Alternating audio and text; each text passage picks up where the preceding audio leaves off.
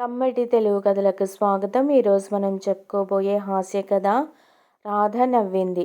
కథ మొదలు పెడదాం.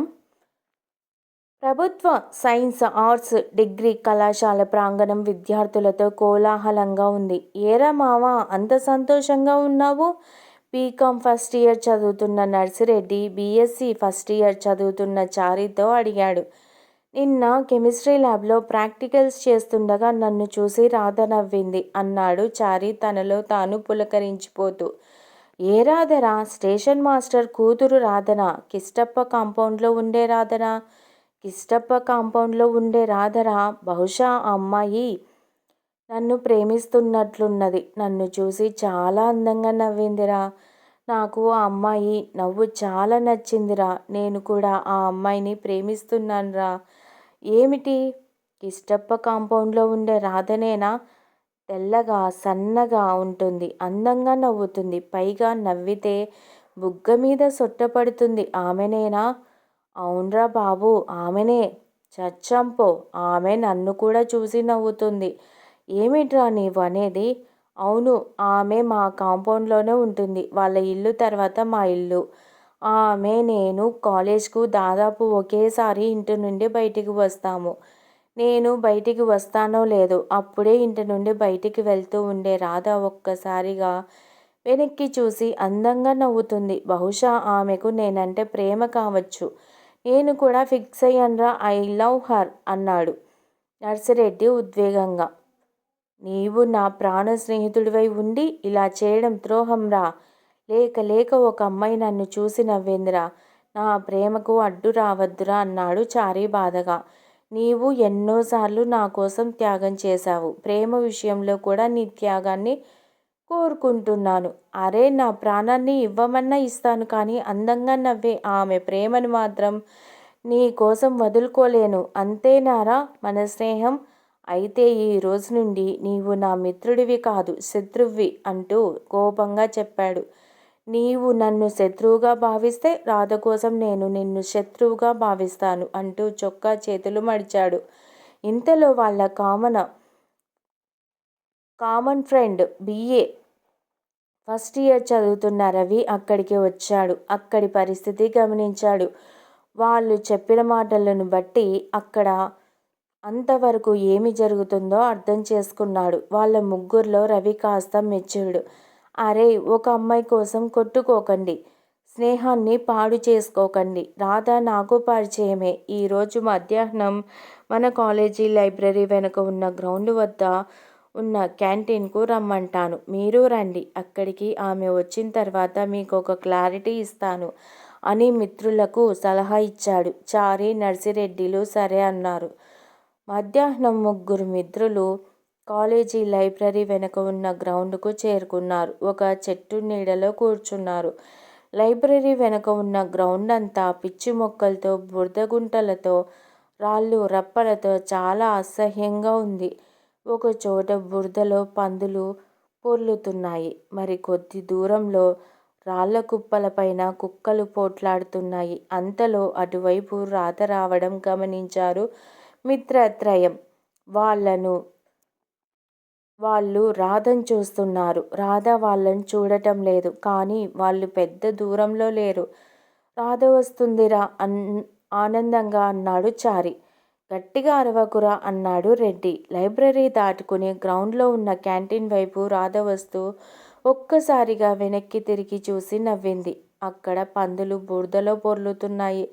రాధ కొద్ది దూరంలో నడిచిన తర్వాత మళ్ళీ వెనక్కి తిరిగి చూసి నవ్వింది. ఈసారి అక్కడ కుక్కలు పోట్లాడుకుంటున్నాయి. మళ్ళీ కొంత దూరం నడిచి మళ్ళీ వెనక్కి తిరిగి చూసి నవ్వింది.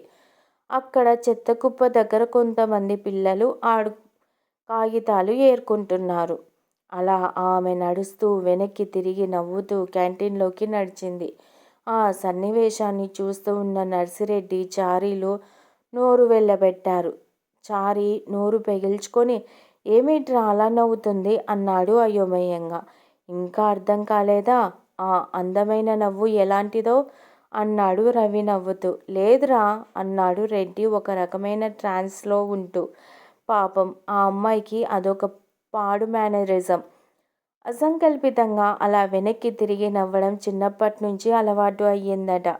కొన్ని నెలల కింద ఆమె తల్లిదండ్రులు మా బాబాయ్ దగ్గరికి ట్రీట్మెంట్ కోసం తీసుకువచ్చారు. మా బాబాయి సైక్రియాటిస్ట్ కమ్ బిహేవియరల్ థెరపిస్ట్ కదా.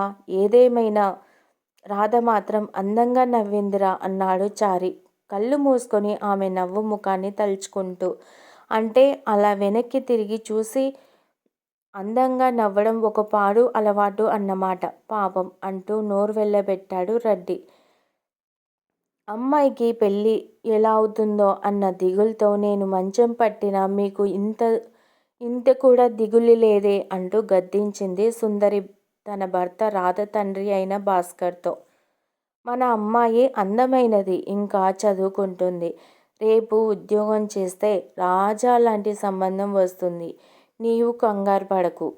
నేను కంగారు ఎందుకు పడుతున్నానో మీకు తెలుసు. ఇప్పటికే మన బంధువర్గానికి మన అమ్మాయి సంగతి తెలిసిపోయింది. అది ఊరికే అలా వెనక్కి తిరిగి నవ్వుతూ పెద్ద అప్రతిష్టయే మనకు తెచ్చిపెట్టింది. అది కూడా ఈ విషయంలో ఎంత బాధపడుతుందో మనకు తెలియనిది కాదు. మరి దీని సంగతి తెలిసినవాడు ఎలా పెళ్లి చేసుకుంటాడు? ఓ, ఊరికే టెన్షన్ పడకు, అంతా మంచి జరుగుతుంది అన్నాడు. అప్పుడే భాస్కరం గారు ఉన్నారా అంటూ రిటైర్డ్ తహసీల్దార్ చంద్రశేఖరం వచ్చాడు. భాస్కర్, చంద్రశేఖరం మంచి మిత్రులు, వాకింగ్ ఫ్రెండ్స్. ప్రేమగా మిత్రుడిని ఆహ్వానించాడు భాస్కర్. కుశల ప్రశ్నలు, కాఫీ మర్యాదలు అయ్యాయి. మీకు ఒక శుభవార్త చెప్పాలని వచ్చాను. అయితే మంచి విషయం. ఫోన్లో కంటే వచ్చి చెబితే బాగుంటుందని వచ్చాను. ఏమిటండి ఆ శుభవార్త? ఉత్సాహం ఆపుకోలేక అడిగింది సుందరి. మా వియ్యంకుడి అబ్బాయి పేరు మనోహర్. బాగా చదువుకున్నాడు. బ్యాంకులో ఉద్యోగం చేస్తున్నాడు. చాలా కాలంగా ఆ అబ్బాయికి సంబంధాలు చూస్తున్నారు. నిజానికి ఆ అబ్బాయి అన్ని విధాల యోగ్యుడైన సంబంధాలు కుదరడం లేదు. ఎందుకు అని అడిగాడు భాస్కర్. ఆ అబ్బాయి బంగారమే కానీ అన్నది సుందరి. అబ్బాయికి ఒక పాడు అలవాటు ఉంది. ఎవరినైనా చూడగానే నవ్వుతూ కన్ను కొడుతుంటాడు. అయితే కావాలని అలా చేయడు. అది చిన్నప్పటి నుంచి వచ్చిన ఒక పాడు మేనరిజం మాత్రమే. దానితో అతను చాలా ఇబ్బందులు ఎదుర్కొన్నాడు. చెడ్డ పేరు తెచ్చుకున్నాడు. మానుకోవడానికి శతవిధాల ప్రయత్నం చేశాడు. ఈ విషయం ఆ నోట ఈ నోట అందరికీ తెలిసి సంబంధాలు కుదరడం లేదు. ఇది ఇలా ఉండగా మీ అమ్మాయిని ఎక్కడో చూశాడట. మీ అమ్మాయి ఇతన్ని చూసి నవ్విందట. అప్పటి నుంచి పెళ్లి చేసుకుంటే మీ అమ్మాయినే చేసుకుంటానని పట్టుబడ్డాడు. దానితో ఆ అబ్బాయి తల్లిదండ్రులు నన్ను ఇక్కడికి పంపారు. అప్పుడే బయట నుంచి వచ్చిన రాధకు తల్లిదండ్రులు మనోహర్కున్న ప్యాడ్ మేనరిజం గురించి తప్ప అతని గుణగణాల గురించి, ఆమెను అతడు నచ్చడం గురించి, పెళ్లి చేసుకోవడానికి సిద్ధపడడం విషయం గురించి చెప్పి ఆమె అభిప్రాయాన్ని అడిగారు. మీరు చెప్పిన వివరాలను బట్టి నేను మనోహర్ అనే ఆ అబ్బాయిని చూశాను. అతను నన్ను చూసి కన్ను గీటగానే నన్ను అతడు ఇష్టపడుతున్నాను అనుకున్నాను అన్నది. అమ్మా, అతను బాగా చదువుకున్నవాడు, మంచి ఉద్యోగం చేస్తున్నాడు. నీవు నవ్వావని అతడు ఇష్టపడినా అతడు నిన్ను ఇష్టపడడం వల్ల కన్ను గీటాడని నువ్వు అనుకున్నా. మీరు మీ తల్లిదండ్రులకు ఒక సమస్యకు పరిష్కారాన్ని ఇచ్చారు. నా మాట విని పెళ్లి చేసుకోండి అన్నాడు చంద్రశేఖరం. నేను చెప్పాను కదే మంచి జరుగుతుందని. ఇదిగో మన అమ్మాయికి పెళ్ళికొడుకు దొరికాడు. ఇక చింత మానే అన్నాడు ఆనందంగా భాస్కరం. ఆ మాటలు విన్న చంద్రశేఖరం ఇంకా పప్పన్నానికి సిద్ధం కండి అంటూ లేచాడు. రాధ తన గదిలోకి వెళ్ళబోతూ ఆగి వెనక్కి తిరిగి నిజంగానే మనస్ఫూర్తిగా అందంగా నవ్వింది రాధ. ఈ కథ మీకు నచ్చినట్లయితే ప్లీజ్ లైక్ చేయండి, షేర్ చేయండి, కమ్మటి తెలుగు కథల ఛానల్ను సబ్స్క్రైబ్ చేయండి. Thank you very much.